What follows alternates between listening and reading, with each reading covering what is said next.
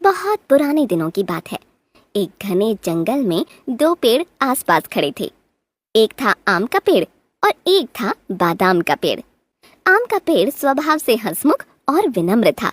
वह चिड़ियों को अपनी शाखाओं पर बैठने देता, घोंसला बनाने देता और ताजे रसीले आम खाने को देता। वह चलते मुसाफिर को शीतल छाया देता और आंधी आती तो डट कर खड़ा रहता। परंतु बादाम का पेड़ बिल्कुल भी उदार नहीं था। वह हमेशा अपनी शाखाओं का ख्याल रखता था। वह बहुत अधिक अभिमानी था कि वह ज्यादा ऊंचा है और ज्यादा हरा भरा भी। उसने कभी भी किसी पक्षी को अपने ऊपर बैठने नहीं दिया। जो कोई भी उस पर बैठने की कोशिश करता उसे वह उठा देता। एक दिन कुछ पक्षी बादाम के पेड़ के पास आए। बादाम का पेड़ बोला, ए, दफा हो जाओ, वहाँ उस आम के पेड़ के पास जाओ।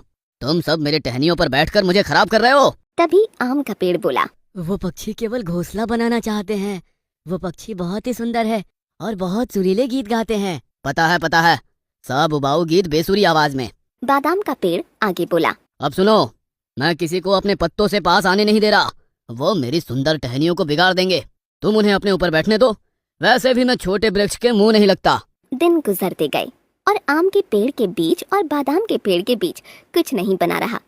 आम का पेड़ सभी पक्षी से खुशी खुशी रहता तो बादाम का पेड़ किसी से बात भी न करता। एक दिन मधुमक्खी का झुंड उस पेड़ के पास आया। रानी मधुमक्खी ने बादाम के पेड़ को देखा और उसे वह छत्ता बनाने के लिए पसंद आया। वह बोली, अरे वाह, यह पेड़ तो मजबूत और सुंदर है। हमारे छत्ते बनाने के लिए सही रहेगा। अच्छा, तुम्हारे बाप का राज है कि यहाँ छत्ता बनाओगी? मुझे मेरी टहनियों पर तुम्हारी वो चिपचिपाहट नहीं चाहिए और तुम सारा दिन भनभनाती रहोगी। जाओ यहाँ से। यह सुनकर रानी मधुमक्खी नाराज हो गई। पर तभी आम का पेड़ बोला, देखो मेरे दोस्त, वो मधुमक्खियाँ हैं और वे हमारी प्रकृति का अहम हिस्सा है। उन्हें हमेशा वृक्ष की जरूरत होती है। यदि हम एक दूसरे की मदद नहीं करेंगे तो प्रकृति का संतुलन कैसे रहेगा? तुम मुझे भाषण मत दो। अगर तुम्हें प्रकृति का इतना ही परवाह है तो तुम उन्हें छत्ता बनाने दे दो और मुझे ज्ञान देना बंद करो, समझे? बादाम का पेड़ गुस्से से बोला। यह बात सुनकर आम के पेड़ को बहुत दुख हुआ, पर उसने कुछ न कहा। उसने मधुमक्खियों को अपने पास बुलाया और उसकी टहनियों पर छत्ता बनाने को कहा। इस पर रानी मधुमक्खी बोली, तुम कितने दयावान हो आम, हमें तुम्हारी टहनियों पर छत्ता बनाना पसंद आएगा। फिर मधुमक्खियों ने अपना छत्ता आम के पेड़ पर बनाया और वहां रहने लगी। आम के पेड़ को कोई फर्क न पड़ा उनके छत्ता बनाने से या शहद की चिपचिपाहट से। दूसरी ओर बादाम के पेड़ ने उसके पास कोई भी आता उसे भगाने लगा, उन पर डांटने लगा। बेचारे पक्षी उसके पास जाने से भी डरने लगे। कुछ दिनों बाद एक लकड़हारा जंगल में आया। उसे घर बनाने के लिए लकड़ी की जरूरत थी। उसने आम के वृक्ष को देखा और उसे काटने का फैसला किया, पर अचानक उसकी नजर पेड़ के ऊपर मधुमक्खी के छत्ते पर पड़ी। बाप रे, इस पेड़ पर तो मधुमक्खी का छत्ता है। मधुमक्खियाँ मुझे डंक मारेगी अगर मैंने इस पेड़ को काटा तो। नहीं, मुझे कोई दूसरा पेड़ खोजना पड़ेगा। लकड़हारा खुद से बोला। फिर उसकी नजर पास ही खड़े बादाम के पेड़ पर पड़ी। उसे वह बहुत पसंद आया। अरे, ये पेड़ तो आम के पेड़ से भी ऊंचा और मजबूत है। इसकी लकड़ियों से मेरा घर बहुत मजबूत और टिकाऊ बनेगा। चलो, इस पेड़ को ही काटता हूँ। और इस तरह लकड़हारा बादाम के पेड़ को काटने लगा। बादाम का पेड़ रोने लगा। अरे भाई, मुझे क्यों काट रहे हो?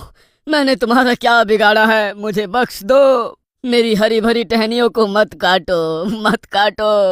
यह कहकर बादाम का पेड़ रोने लगा। आम का पेड़ सब देख रहा था। उसने मधुमक्खियों को पास बुलाया। सुनो मधुमक्खियों, बादाम का पेड़ खतरे में है, हमें उसकी मदद करनी चाहिए। इस पर रानी मधुमक्खी बोली, पर हम उसकी मदद क्यों करें? तुम्हें अच्छी तरह पता है ना कि वह किस तरह का पेड़ है। उसने हमें छत्ता बनाने से मना किया था। भला हम उसकी मदद अब क्यों करें? उसी वजह से जैसे मैंने उसे तुम्हारी मदद के लिए कहा था। पर तुम्हें पता है ना उसने तुम्हारे और हमारे साथ कैसा व्यवहार किया था। यदि उसने खुद पर मधुमक्खियों का छत्ता बनाने देता तो शायद आज वह बच जाता। उसे वही सजा मिल रही है जिसकी वह काबिल है। मधुमक्खी बोली। ऐसी बात नहीं है रानी मधुमक्खी।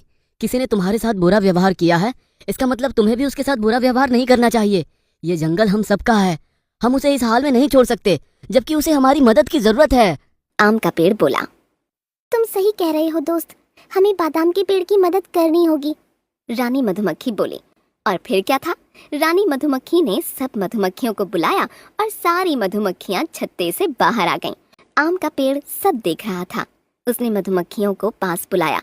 सुनो मधुमक्खियों, बादाम का पेड़ खतरे में है, हमें उसकी मदद करनी चाहिए। इस पर रानी मधुमक्खी बोली, पर हम उसकी मदद क्यों करें? तुम्हें अच्छी तरह पता है ना कि वह किस तरह का पेड़ है। उसने हमें छत्ता बनाने से मना किया था। भला हम उसकी मदद अब क्यों करें? उसी वजह से जैसे मैंने उसे तुम्हारी मदद के लिए कहा था। पर तुम्हें पता है ना उसने तुम्हारे और हमारे साथ कैसा व्यवहार किया था। यदि उसने खुद पर मधुमक्खियों का छत्ता बनाने देता तो शायद आज वह बच जाता। उसे वही सजा मिल रही है जिसकी वह काबिल है। मधुमक्खी बोली।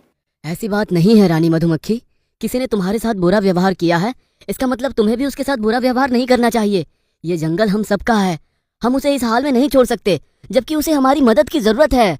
आम का पेड़ बोला, तुम सही कह रहे हो दोस्त, हमें बादाम के पेड़ की मदद करनी होगी। रानी मधुमक्खी बोली।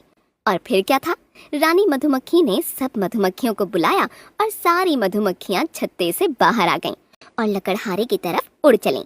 वह उसके कानों के पास और आंखों के पास गुनगुनाने लगी। अरे अरे, मुझे कुछ दिखाई नहीं दे रहा है और कुछ सुनाई भी नहीं दे रहा है।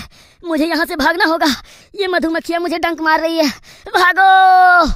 और लकड़हारा वहां से भाग गया।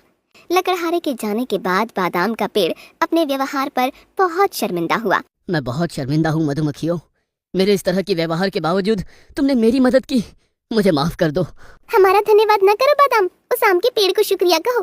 तुम उससे कभी सही से बात नहीं करते, पर उसने हमें तुम्हारी मदद करने को कहा, उसको शुक्रिया कहो। रानी मधुमक्खी बोली। आम भाई, मुझे माफ कर दो, मैंने तुम्हारे साथ बुरा व्यवहार किया, मैंने अपनी गलती जान ली है। हम सभी में अच्छे गुण हैं, मैं कभी घमंड नहीं करूंगा और किसी की बेइज्जती भी नहीं करूंगा, मुझे माफ कर दो। बादाम का पेड़ रोने लगा। बादाम के पेड़ ने सबक सीख लिया था। उसके बाद वह सब पक्षियों की मदद करता। आम का पेड़ और बादाम का पेड़ अब सच्चे दोस्त